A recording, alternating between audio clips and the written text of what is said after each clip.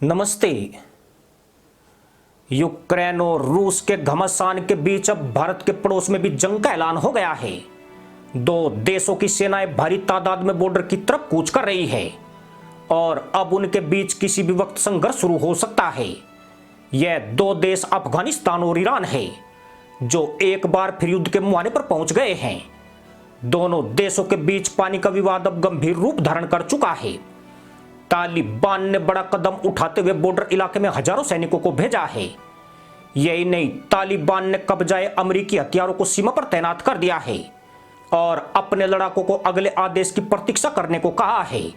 वहीं ईरान की आर्मी ने भी सीमा पर मोर्चा संभाल लिया है। उसने अपने घातक हथियार रणनीतिक ठिकानों पर तैनात कर दिए हैं। आर्टिलरी गन से लेकर तोपे, टैंक और ड्रोन की बड़ी खेप बॉर्डर एरिया में डिप्लॉय कर दी है।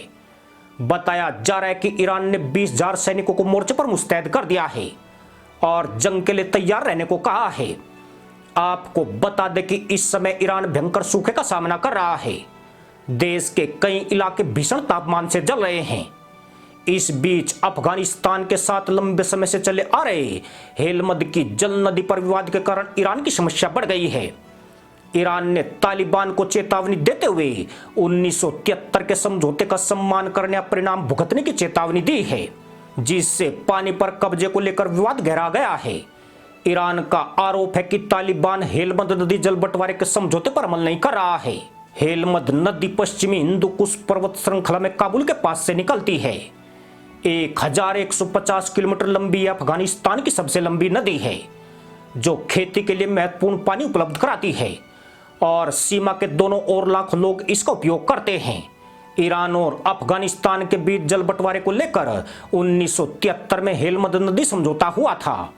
समझौते के अनुसार ईरान को 22 क्यूबिक मीटर प्रति सेकंड की प्रवाह दर पर सालाना 820 क्यूबिक मीटर पानी मिलने की बात कही गई थी। हालांकि देश में 4 दशकों के लंबे संघर्ष के कारण समझौते को पर्याप्त रूप से लागू नहीं किया जा सका। 1973 में हेलमंद नदी समझौते के इस साल अफगानिस्तान में राजनीतिक विद्रोह शुरू हो गया। इसके अगले साल अफगानिस्तान पर सोवियत संघ का कब्जा हो गया था। इसके बाद साल 1995 में तालिबान के आगमन ने समझौते को कभी अमल में नहीं आने दिया। वहीं इस नदी के पानी का अधिक से अधिक उपयोग करने के लिए तालिबान ने कई बांध बना लिए हैं।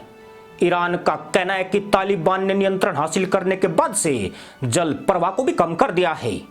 इस वजह से उसे इस नदी के हिस्से का सिर्फ 4% पानी ही मिलता है, जबकि तालिबान का दावा है कि अफगानिस्तान अपने संसाधनों का केवल 25% पानी उपयोग कर पाता है। बाकी ईरान और पाकिस्तान सहित पड़ोसी देशों को जाता है। इससे पहले भी मई महीने में ईरान और अफगानिस्तान के बीच सीमा पर पानी के लिए जंग छिड़ गई थी। तब दोनों देशों के बीच ईरान के सिस्तान और अफगानिस्तान के निमरोज प्रांत की सीमा पर भारी गोलीबारी हुई थी, जिसमें तालिबान का एक लड़ाका और ईरान के 3 सैनिक की खोज में प्रस्थान कर गए थे। ईरान ने सूखे के लिए तालिबान को जिम्मेदार ठहराया है और राष्ट्रपति इब्राहिम रईसी ने चेतावनी दी है कि अफगानिस्तान ने अगर समझौते का सम्मान नहीं किया तो उसे गंभीर परिणाम भुगतने पड़ेंगे। लेकिन ईरानी राष्ट्रपति की धमकी का तालिबान पर कोई असर नहीं हुआ है, बल्कि तालिबान ने सीमा क्षेत्र में हजारों सैनिक और फिदाइन हमलावर भेज दिए हैं। फिदाइनों के 7 मोर्चे पर अमेरिका द्वारा छोड़े गए वाहन और हथियार भी भेजे गए हैं। तालिबान किसी भी तरीके से ईरान के सामने झुकता नजर नहीं आ रहा है, जिसके बाद ईरान के सामने युद्ध ही एकमात्र विकल्प रह गया है। अगर ईरान को जल्दी पानी नहीं मिलता तो मानवीय आपदा उत्पन्न हो जाएगी। पिछले साल 10,000 से अधिक लोग सिस्तान प्रांत से भाग चुके हैं। ईरान में बांध लगातार सूखते जा रहे हैं और देश का 97% से अधिक हिस्सा सूखे से प्रभावित है। सिंचाई के साधन न होने से करीब 2 करोड़ लोग शहरों में चले गए हैं। अगर ईरान को इस आपदा से निपटना है तो उसे अफगानिस्तान को अपने सामने झुकाना ही पड़ेगा। पर ठीक तालिबान इतनी आसानी से हार मानने वाला नहीं है। यानी अब दोनों देशों के बीच युद्ध के आसार प्रबल हो गए हैं और किसी भी वक्त इलाके में गोलीबारी शुरू हो सकती है। इसी के साथ अनुमति दोस्तों, जय जवान, जय किसान, जय हिंद, वंदे मातरम।